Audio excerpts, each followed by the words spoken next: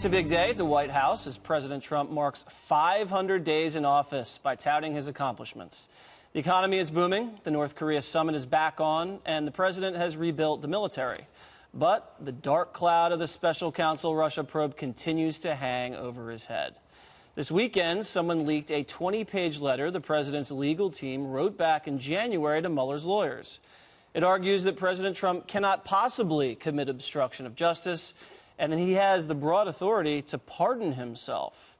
This morning, Trump tweeted he has the right to pardon himself, but wouldn't because he's done nothing wrong. This comes after the president's lawyer, Rudy Giuliani, said in interviews the president might have the authority to pardon himself. Do you and the president's attorneys believe the president has the power to pardon himself? He's not, but he probably does. I mean, he has no intention of pardoning himself, but he probably does. It doesn't say he can't. I mean, that's another really interesting constitutional argument. Can the president pardon himself? The White House is also addressing this issue. The president said that I have an absolute right to pardon myself.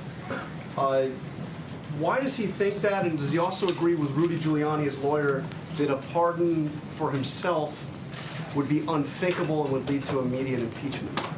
Thankfully, the president hasn't done anything wrong and wouldn't have any need for a pardon. Does the president believe that he is above the law? Certainly not. The president hasn't done anything wrong. All right, so 500 days, Greg. Yes. I think a fair assessment, whether you agree with his policies or not, he has accomplished quite a bit. I like to think of it as the 5th anniversary of his first 100 days.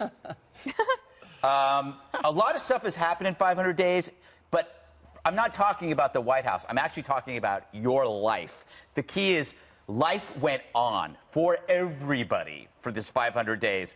And even a Trump critic has to admit that your life either stayed the same or it got marginally to dramatically better. That's pretty much the options here. But it didn't implode because according to the predictions, by now, we would have had a civil war, we would have had a nuclear war, we would have had a depression, perhaps asteroids would have hit. So the point is, we have had peaceful prosperity. Life went merrily on, and if people just step outside of their emotional bubble, they'll see that this is a pretty good age to be in right now. And your biggest problem you have is a president that drives you crazy because you don't like his personality. But you have prosperity, you have low unemployment, you have a strong economy, you have no ISIS, you have perhaps North Korea actually becoming part of the world. But imagine if there was bad news. Imagine if there was bad news, how the media is already in a constant meltdown with good news. I mean, imagine if things were actually bad. Yeah. We'd have to institutionalize all of them. They'd be going crazy. All right, so Juan, are you sick of all the winning? Yeah, this winning is just killing me, I'll tell you that. I mean, he's so popular. I mean, stunningly popular. He's not popular with the general populace, but he's very popular with Republicans. And I think that's what's keeping him afloat. So Greg says, everything is just great, so much, but I think this is a president who worries people. I think that's why people are concerned about him. And if you look at the accomplishment, his #1 accomplishment I saw in the White House release was the tax cuts. And of course, Republicans don't even think they can run on tax cuts in the fall because they just haven't proven to be that popular. The second one, I guess, is keep putting a conservative, Neil Gorsuch, on the Supreme Court. And I would say, hats off. You guys won that one, but I would give the credit to Mitch McConnell, who saved that seat from Merrick Garland.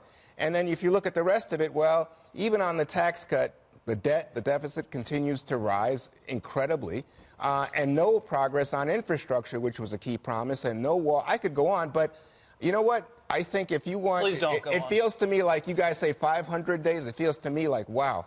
500 years. Well, it looks like it, Juan. I know. And you even had a week off. Yeah, because he was so exhausted from winning. He's like, must take a week off. The one that really gets me is the immigration stuff, but we'll talk about it later. But will. Immigration and kids, that one. I understand, and we will get to that. Kimberly, the pardon situation, legally, that might have been some gamesmanship. It looks like he got set up, Rudy Giuliani, on the question. Didn't really know what to say there. How do you see the whole pardon thing playing out today? Yeah, I think you're right, because if you look at the nuance there, Rudy kind of said, well, it proposes an interesting constitutional, question. Can the president pardon himself? I mean, well, then the president followed up with a tweet saying, in fact, that he can. So perhaps he then spoke to someone, says, you're safe to go ahead, and tweet that. Who knows? But nevertheless, you don't even want to get to that point, right? You don't want to even suggest that that would even be necessary. The president would have to do that. You would just say, okay, well, I've done nothing wrong. So I actually don't even have to get to the question of whether or not I can pardon myself, because there will be nothing on the merits to suggest any kind of criminality on my part. That's like the messaging that I would stick with that position, because if that's in fact what he believes, and he knows the facts and what transpired better than anybody, in terms of what's gone on, and then of course being apprised by his counsel of what's gone on, that's kind of probably the way to stick with it, because as you saw, the press corps then was saying, does the president think that he's above the law? Oh, what a question. Yes. That was. You want to also not kind loaded at all. of switch the discussion, like Dana says, give them the points to kind of talk about and drive the messaging, talk about the economy, sort of the Trump golden age of the economy in terms of job numbers and things like that, and not be discussing the whole criminality issue. To bring up the P word unprompted on a day where I think you a lot pardon. of yes, that's what I meant, obviously. Dana. Wow. In a day where everybody was talking about Bill Clinton. Nice save, Dana. And the Lewinsky thing. That's a different P He word. drove. Yes, thank you, Greg. He drove that out of the news cycle, and now everyone's talking about pardon. Well, I mean, the White House brings us on themselves a little bit, right? So the president's tweets are driving the news cycle. Right. So when he's tweeting about it, you can bet that that's what people are going to talk about. So if you only want people to talk about all of these good things, tweet only about those good things, and that would be helpful. I do think it's interesting that, you had this Republican Congress for 2 years. 5 months from tomorrow is the midterms, and right after that, immediately, the day after, you start the 2020 election. And I think what is so interesting is that the Democrats... Here we go again. But the Democrats are so befuddled at this point, because what do? You have, as Greg was pointing out, you have all these good news things. If all of these good news points had happened during the Obama administration, they would have touted them too. And it could be that the Democrats are going to have to just use this time to step back and sit. Politics is timing. So regroup. You got to fill out those ranks out in the states, because that was all depleted during the Obama administration, and figure out a way to try to at least get through the midterms. If they could flip the House, we'll see. I think I guess it's 50-50 at this point, and the Republicans looking so much stronger. So the Democrats have spent 500 days not figuring out how they lost in 2016, which means that they are behind in figuring that out, because 2020 is going to be here before you know it. And I don't see how the roaring economy changes. I don't see how the foreign policy position changes in 2020, unless there's some catastrophic event, which hopefully there is not, but that we are better positioned to deal with. And in the meantime, parties change, they evolve. Obviously, this is what's happening with the Republican Party, but the Republican Party has done that. That, I think, is pretty much over. And so the Democrats are the ones now that are in a position of figuring out, who are we, what are we going to be? Yeah, they might have to reinvent themselves. Let's hope so. The Democrats have an advantage in that they are out of power.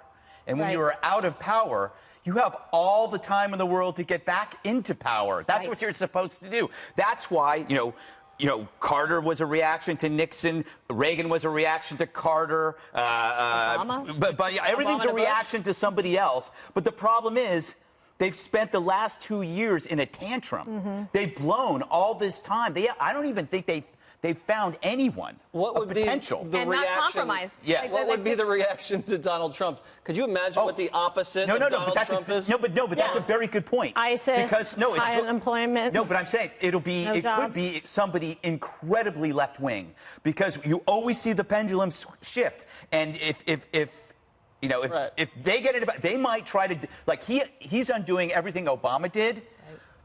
The next one is going to try to undo everything Trump did. If the opposite of Trump probably is a female, Hispanic, very polite librarian. No, but he's like, no. The thing is, I think that you're right. The pendulum swings. But remember, if a Democrat was doing what Trump is doing, let's say, this weekend as part of this business about he can pardon himself, it came out that in that letter, it was acknowledged that, in fact, he had dictated this letter about Donald Trump Jr.'s meeting at Trump Tower with this Russian lawyer. And we had heard from the Trump officials that that wasn't true repeatedly, from Sarah Huckabee Sanders, Jay Sekulow, and others. So now it comes out that we were lied to. And I just think if Obama did something like that, Jesse, I think you would be standing on this table, brother. You would be screaming about Obama. That lie is not even close to Benghazi. So, yes, he did lie. Benghazi. Oh, yeah. He did lie. But we haven't had exhaustive investigations that show nothing. Anyway, he lied about a letter, not dead ambassadors. Oh, stop. So my sense is that we have here a situation where the Republican Party has consolidated around Trump, or Trump has made the Republican Party into the Trump Party. That's the big change in the first 500 days. Well, you know, you could say the Democrat Party became the Obama Party. I don't think that's the case at all. What happened under Obama's leadership? They were, as you said, decimated on the state and local Just real level. quick, in terms of the accomplishments in the first 500 days, there are considerable, especially as it relates to the economy. And you saw people really having a difficult time going against President Bill Clinton when the economy and the numbers were good. So what is the antithesis of that? To undo the economic numbers, to undo jobs, raise unemployment. I mean, so yes.